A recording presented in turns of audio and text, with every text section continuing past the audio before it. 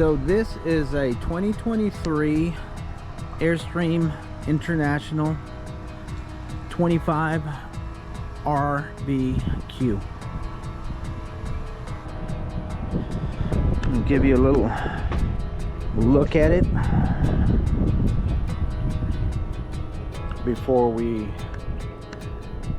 kind of do a little orientation. All the features and uses of the different things on the trailer. So anyhow, up front we have our propane tanks. We got 2 tanks. This little valve, this is how you change over which one you're feeding from. So right now, if you can see this little point right here, see how you can turn it? It's pointed this way. And follow that little hose, comes right here. This is the tank we're currently feeding from. If you switch it over that way, now we're feeding from that tank. So you got to open that valve, and this valve should be closed. This one should be open. So like it's pointed this way, so this valve here should be open as it is, and this one should be closed. When this one runs out, then you're going to flip it over to that side, and then you'll close this one, open that one, so on and so forth. Now when you're going to take off any of these tanks to get them refilled, because normally they can't fill them on here, you have to actually remove the tank. So you're going to undo this, see this thing right here? You're going to undo that. Once you undo it, this whole thing lifts, and this is what's locking these tanks from being moved. So once you remove this whole cover removes off of there. It allows you to take off one tank or both, get them refilled, and then just install everything just like you removed it. This is held on there with this little bungee cord or bungee type system. Also up here, of course, you have your Demco flat latch coupler. Great little coupler, a lot better than the previous designs. You don't have to lift it up to hitch it up. You just leave it flat like that and drop it on the ball, and it'll hook itself up. It'll lock itself in place. Now you do have to lift it up when you're going to disconnect from the trailer and off the ball, but not when you're hooking up. Also, we have this switch here. This is to move the trailer up and down. Lights for this little LED light.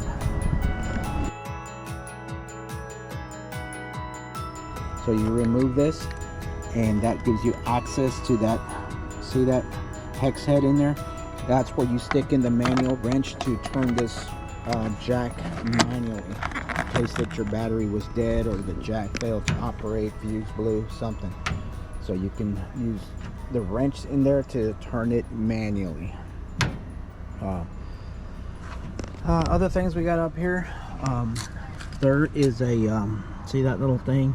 That's where you can hook up an auxiliary solar panel. However, you don't need it. This trailer is already equipped with solar. That is where you access your spare tire. Pull this little cotter pin, and then this pin removes, and this lever drops, giving you access to the spare tire that's right there. Other things we have here, we have our propane port. See that? That's to hook up maybe a barbecue grill. Any kind of propane accessory really that's low pressure can be hooked up to that port. And then we have our batteries, or battery in this case. This trailer just arrived, so it's not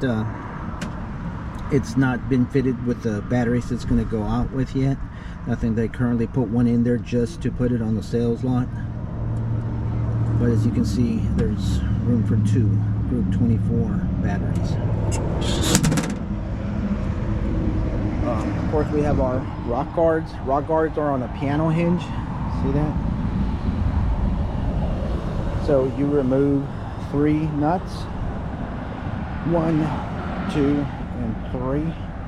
and this whole rock guard will fold out or swing out to allow you to get back there behind there for cleaning. And this this shield up here, this is like plexiglass. This plexiglass shield can be removed. When you open this front, I say window, but this is also made out of plexiglass. These are to protect the actual window that's back there. But when you open this window, you see that screw there? There's another one up there. When you open those, or when you remove those screws, this whole rock guard like folds out. It's on these little hooks. See that? Like a little hinge. It folds out, and then you can actually lift it up and it'll come off. That way to allow you to clean the window back there or the inside of the shield. And then this front one also, you can tighten those little knobs right there to hold it up in the up position, the open position. And that must be open if you're going to open this this window up here. This window will not open until this outer window has been opened.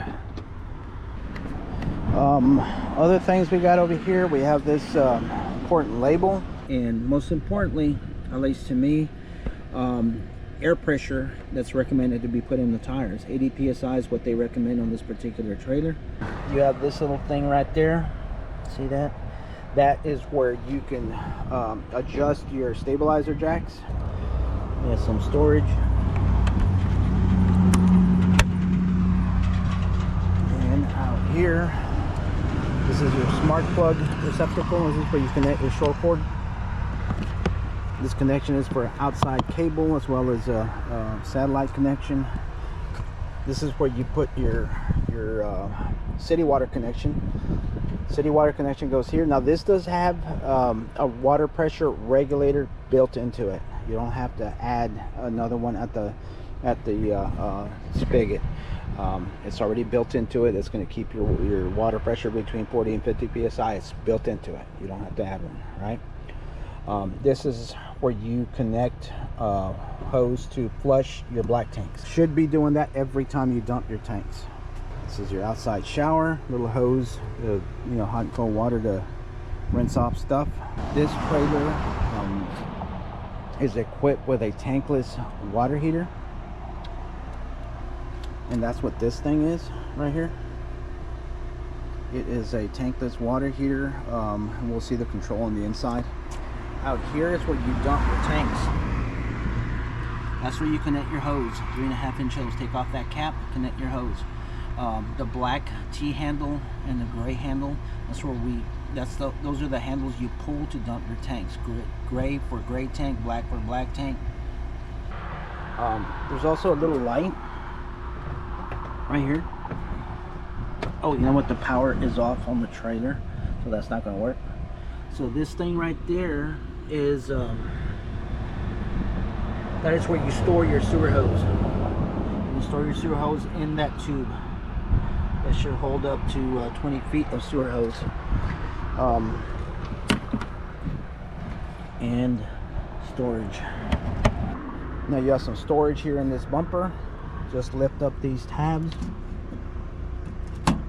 and this door will open. Now this storage back here is not waterproof, so keep in mind anything you store in here could potentially get wet.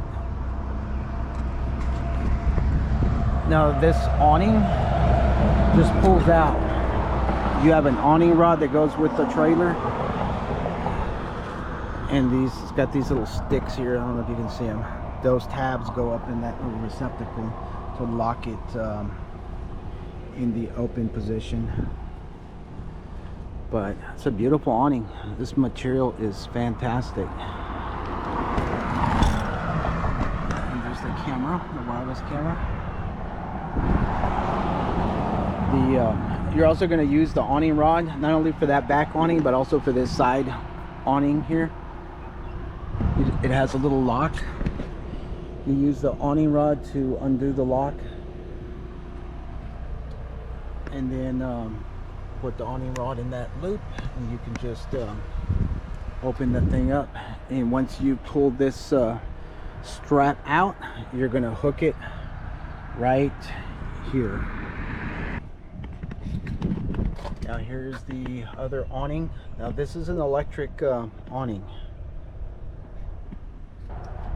Now we're going to hop inside, take a look at this trailer from the inside. Now in here we are going to step up into it, and we got to turn on the power. So up here we have this button. Turn it on and you see the green light come on. The power is not on. If that button is not on, your batteries are not connected to the electrical system of the trailer. So if the electrical system of the trailer is not connected, none of this stuff works inside, right? So, but not only does stuff not work, when you're towing it down the road, typically your truck is going to be feeding electricity into the trailer through the 7-way plug. It'll be feeding a trickle charge into it.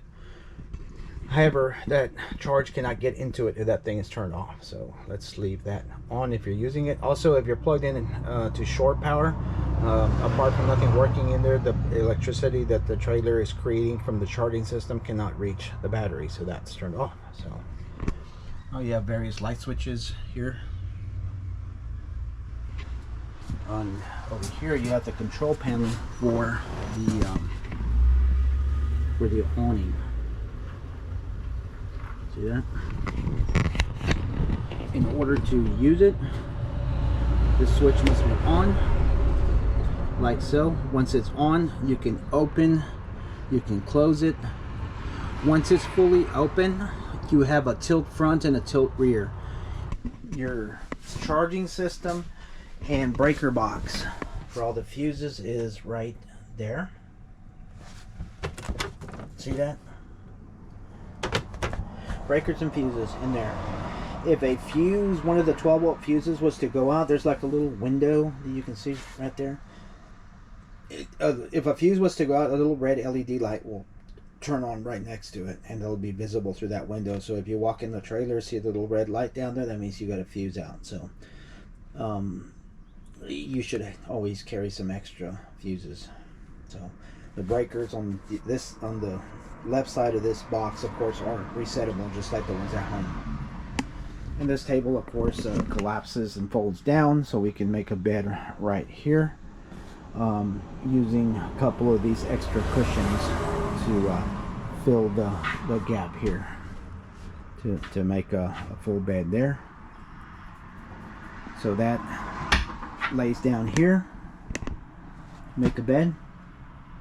And as well as this bench here that you see. So sorry, let me back up. So this makes a full bed going that way there, once you make this into a bed. Then this section here, let's see, we can pull that out, and there are some extra cushions back there that will fill in this spot here, so you have another bed right there. So you get a lot of sleeping accommodations here that could potentially be used if you have guests and whatnot. Now TV, of course, is a 12-volt TV. Airstream is no longer using 110-volt conventional TVs. Now the material, I mean, I don't know how you feel about this color and the material. Personally, I like it. I think it's a nice color, and the material is nice. It's kind of, I mean, it's made to look like leather, but it's some kind of synthetic material. But it's very tough. I mean, it's a good tough material. It's not going to be easy to damage, and yes, you can damage it if you sit in it with a pen in your pocket or keys dangling from your belt, just like anything. But it's more resistant than a lot of the other materials I've seen in these things, so very nice. So some of the outlets on this trailer, for example, that one right there, you see it's got two stickers, GFCI, and the other one says inverter circuit. You see this other one back here where the TV is plugged in, also says inverter circuit. Now some of them do not. Like for example, this outlet doesn't say inverter circuit, it just says GFCI. The ones that say inverter circuit will have electricity when you have your inverter on. Now your inverter is this guy right here. Normally you're going to hold this, long press it, and it'll come on. Let's have some lights here. Now this thing right here, this is your solar charge. They call it a solar charge controller. You're not really controlling anything that does it. It controls it electronically. This display is mainly so you can monitor what the solar is doing. Like for example, right now we can see that this solar panel array that we have on top of the camper is producing 37 watts of electricity for us, feeding into the batteries. Now that is not directly feeding anything, that's just putting electricity into the batteries. The other important thing here we have is this gauge. So this tells us our battery is fully charged currently. Fresh tank is at 0, gray tank has a little bit of water in there, black tank has nothing. And this is where we turn on our on-demand pump. Now that pump is a on-demand pump. So turning it on isn't going to result in the water pump just running non-stop. You know, it only runs when you open a faucet. If you don't open a faucet, then it's just going to sit there quietly waiting to do a job. Once you open a faucet, flush the toilet, turn on the shower. Otherwise, it's not going to do anything. It's okay to leave it on all day long if you're using the trailer. You don't have to turn it on just when you're going to open a fixture. And then we have our stove. Now, the lights are just for looks. I mean, you don't have to have that switch on with the lights for this to work.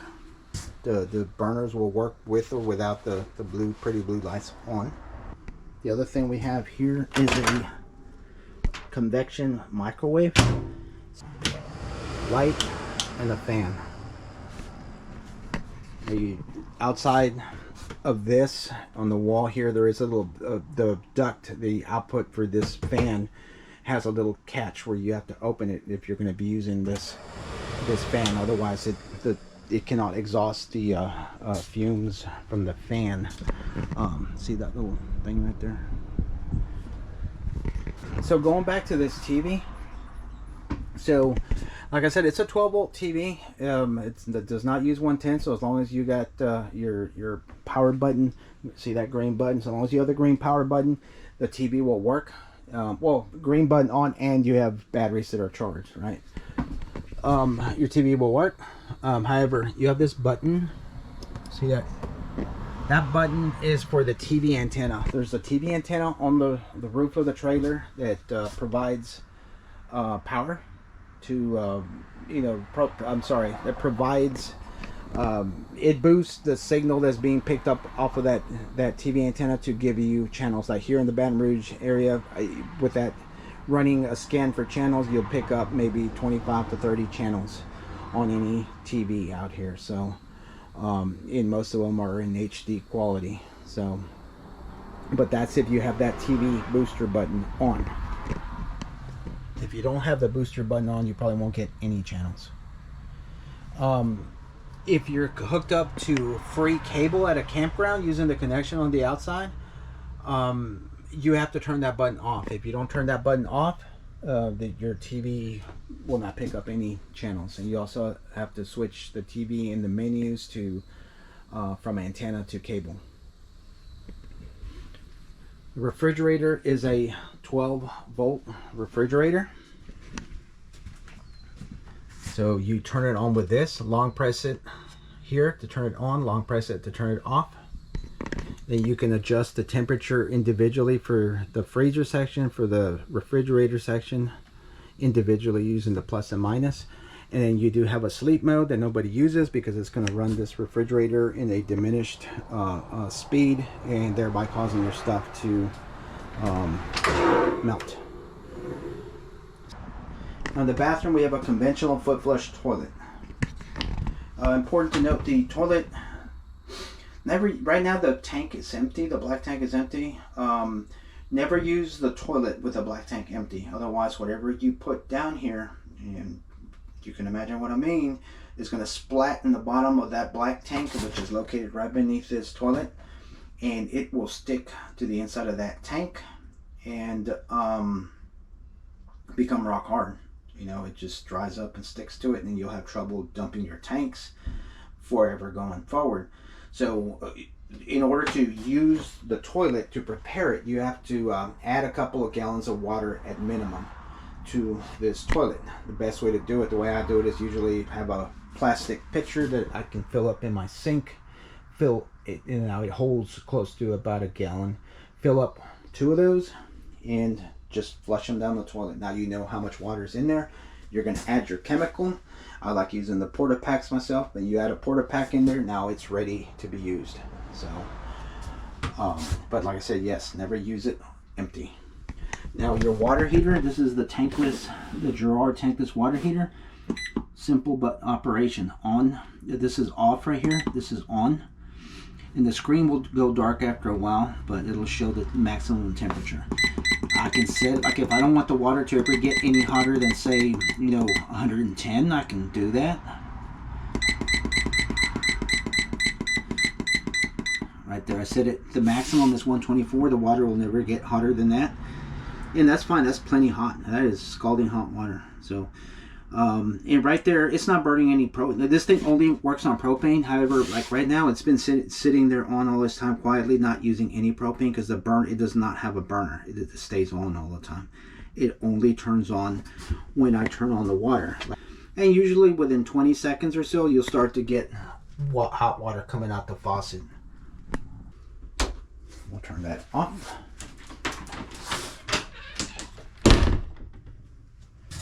Now back here we have the bedroom and another 12-volt TV. And this is on a swing arm. You can pull that strap there to get it to release, and you can swing out the TV to get a better viewing angle. And this is your air conditioning control. This is your thermostat. This can control your front and rear AC from here by, you can turn on the system here, and then you control those different zones. So zone 1, zone 2, zone 1 is up front, zone 2 is the rear, and once you select the zone, then you can control each individual zone by pressing the mode button.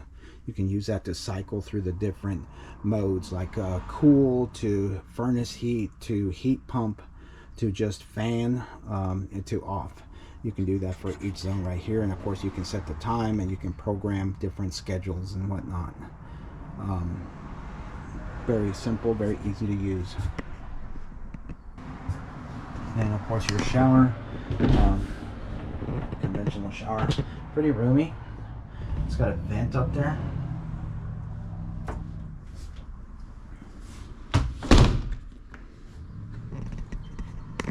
Now down there on the bottom, you do have a carbon monoxide / propane leak detector.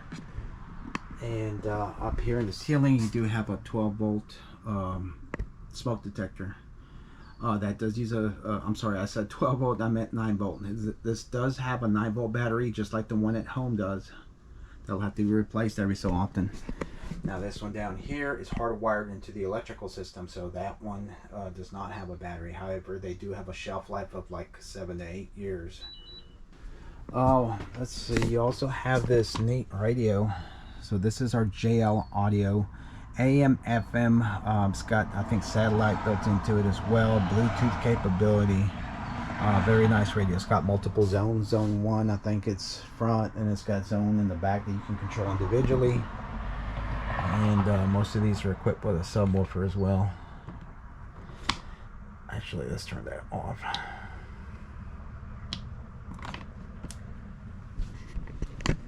So that's about everything here. One other thing, you have a vent up here. See that? So you can open that vent by flipping this little black button.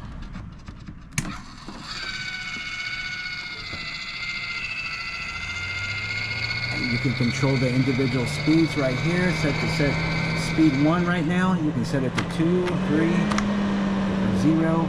You can turn off the fan. If you just want the fan off, you can turn it off here and leave the vent open. You can set it you can set it for the fan to run based upon temperature using that knob there.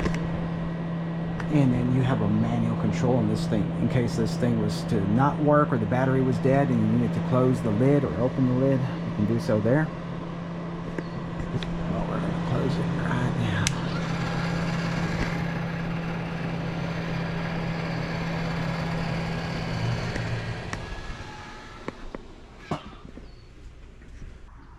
Alright, so this brings this walkthrough and demo of this 2023 Airstream International to a close. Thank you for watching. Have a great day.